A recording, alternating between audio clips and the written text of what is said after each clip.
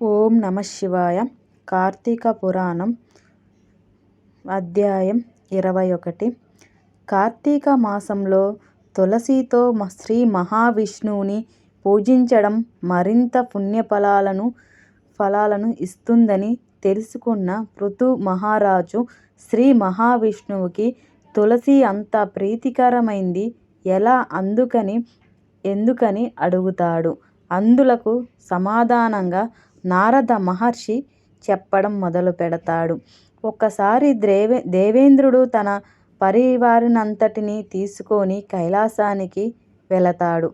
ఆ సమయంలో పరమశివుడు బేతాళ రూపుడై ఉంటాడు. ఈశ్వరుని కోసం చూసిన ఇంద్రుడికి ఆయన కనిపించడు.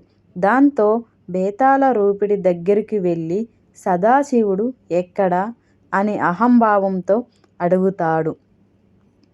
అందుకు బేతాళ రూపుడు సమాధానం చెప్పకపోవడంతో ఇంద్రుడి అహంభావం దెబ్బతింటుంది. తనని ఆయన లెక్క చేయకపోవడం అవమానంగా భావిస్తాడు. శివుడు ఎక్కడికి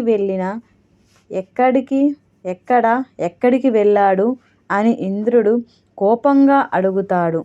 బేతాళ రూపుడు ఇంద్రుని వైపు చూసి మౌనం వహిస్తాడు. దాంతో తాను అడిగిన దానికి సమాధానం చెప్పనందువలన తగిన విధంగా శిక్షించి తీరుతానని చెప్పి ఆయన కంఠంపై వజ్రాయుధం పెడతాడు. అంతే, ఒక్కసారిగా వజ్రాయుధం భస్మమవుతుంది. శివుడి కంఠం నల్లగా కందిపోతుంది. ఆగ్రహంతో ఆయన మూడో నేత్రం నుంచి మహాజ్వాలం వెలువలుతుంది. ఇంద్రుడితో పాటు ఉన్న బృహస్పతికి బేతాళ రూపుడై ఉన్నది సాక్షాత్తు శంకరుడే అని అర్థమవుతుంది. అంతే, ఆయనకి భక్తి శ్రద్ధలతో నమస్కరిస్తూ స్తోత్రం చెప్పడం ఆ స్తోత్రం మహాశివునికి శాంతింపజేస్తుంది. తనని శాంతింపజేసిన బృహస్పతిని ఉద్దేశించి ఏం కావాలి శివుడు అడుగుతాడు.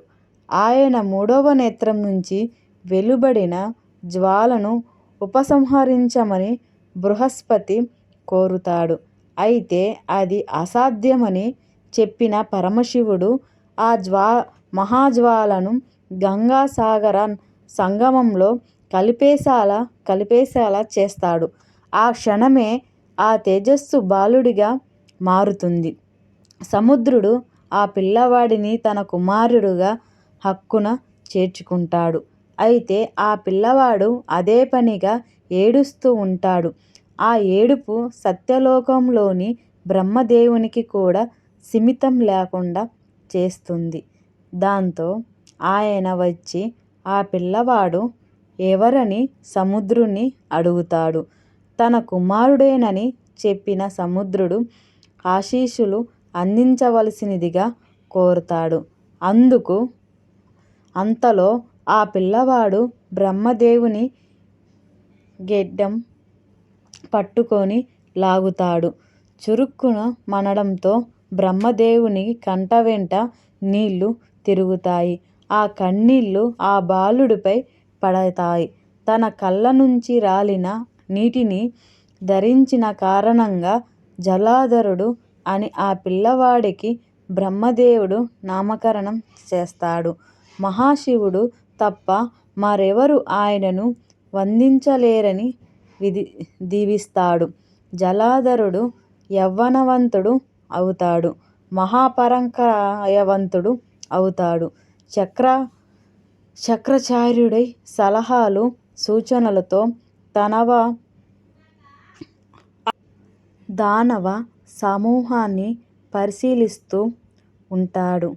ఎప్పుడైతే జలంధరుడు వంటి మహాబలవంతుడు తమకి నాయకుడిగా నిలిచాడని తెలుస్తుందో అప్పటి వరకు ప్రాణభయంతో దాక్కున్న దానవులంతా బయటికి వచ్చేస్తారు.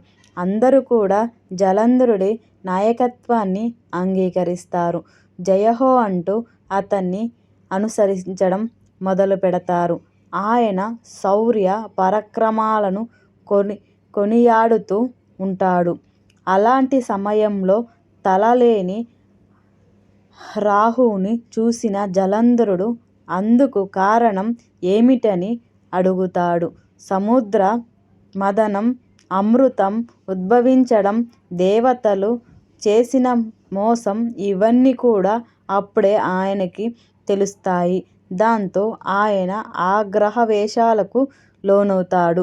సముద్ర గర్భాన్ని చీలికి తన తండ్రిని బాధించిన వారిని వదిలిపెట్టేదే లేదని అంటాడు. ముందుగా సముద్ర గర్భం నుంచి వెలువడిన సంపదలన్నిటినీ దేవతలు తిరిగి అప్పగించవలసిందేనని చెబుతాడు.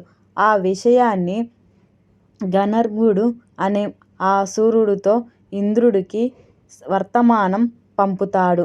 అమరలోకం వెళ్ళి ఇంద్రుడిని కలుసుకున్న గర్వునుడు తాను వచ్చిన పనిని గురించి వివరిస్తాడు. దేవతలను ఎదిరించే ప్రయత్నం మానుకోమని, లేదంటే శంఖునికి పట్టిన గతే మిగిలిన వాళ్లకు పడుతుందని ఇంద్రుడు అంటాడు. అక్కడి నుంచి తిరిగి వెళ్ళిన గర్వునుడు ఇంద్రుడు అహంభావంతో పలికిన మాటలు చెబుతాడు. అంతే ఆ క్షణమే మహావీరులైనటువంటి శంభుని శంభుకులతో పాటు అసుర సమూహంతో జలంధరుడు యుద్ధానికి కదులుతాడు.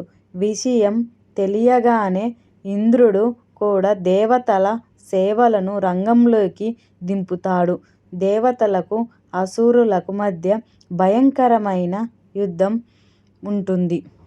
యుద్ధంలో మరణించిన అసురులను మృత్యు సంజీవిని విద్యతో శుక్రాచార్యుడు బతికిస్తూ ఉంటాడు. మరోవైపున దేవతల సేవలను అచేతనులైపోతూ ఉంటారు. బృహస్పతి ద్రోణగిరి వైపుగల దివ్యమైన ఔషధాలతో తిరిగి వాళ్లను చైతన్యవంతులను చేస్తూ ఉంటాడు.